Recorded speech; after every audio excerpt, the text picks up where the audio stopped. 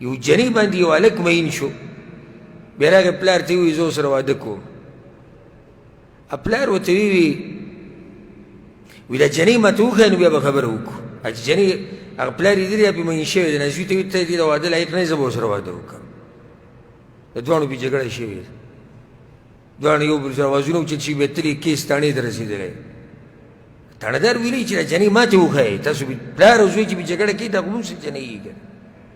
نه چې هغه تللی جنۍ لیدلې د هغه خوښه شوې ده دواړو ته ووایي دا تاسو کلي چې دا زما لایق ده زما سره کم سے کم حکومتي وظیفه ده ما سره حکومتي عهده ده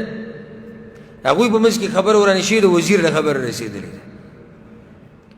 وزیر ویلی دی چې لکه ای تاڼهداره ای قمقله ته د یو جنۍ دپاره دوی سره جګړې کوې اخر دا څه بلا ده چې ته په جګړو کې نښتی کارونه دې پرېښودي هغه وزیر صاحب ته یې ویې نه نه داسې بلا ده چې چې تلی چې لیدلي ده یو هم دلته وینم دا جنۍ صاحب زما ده زه خو وزیر یم څوک یم وزیر بیا په دغه مسلو کې کته بره کېدو د باچا کار کمزوری شو باچا راوغوښتل که تا باندې څه چل شوی دی او دې جنۍ ته لیونی یې کړي دا خو به دې مړ کړي دا خو به دې تباه و برباد کړي دا جنۍ دا څه شی دی موږ ته وښایه ته حاجي ته لیدلې ده وزیره چې د وینه نه بدېږي دا جنۍ زما ده نو بیا دې جنۍ فیصله کړې ده چې بس صحیح مقابله وکړئ زه به منډه کړم او تاسو ما به شاته راځئ چې کوم یې راونی هم دغه شو بس ټولو منډې کړې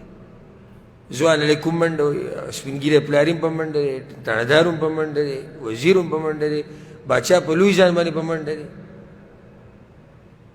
نو یو کنده راغله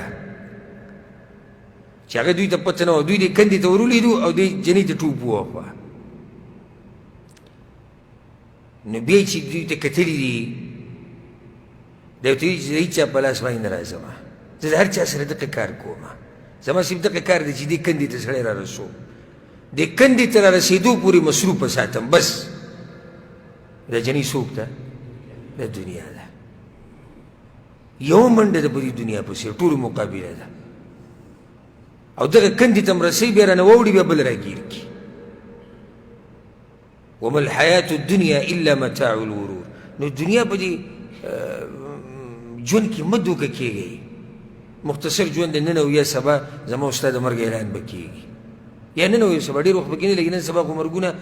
داسې آسان شوي دي بس چې خبرېږي مړ څنګه مړ بس کېناستو مړ شو راولېدو مړ شو اوده و مړ شو روغ رمټ خلک راولېږي مري پخوا بلا بیماري راغله او زنکدن به و او خلک به یې خواله ورتلو نه اوس هغه نشته ځکه چې د قیامت په علاماتو کې یو علامه دا ده چې اچانک مرګونه به ډېر شي دا هغه وخت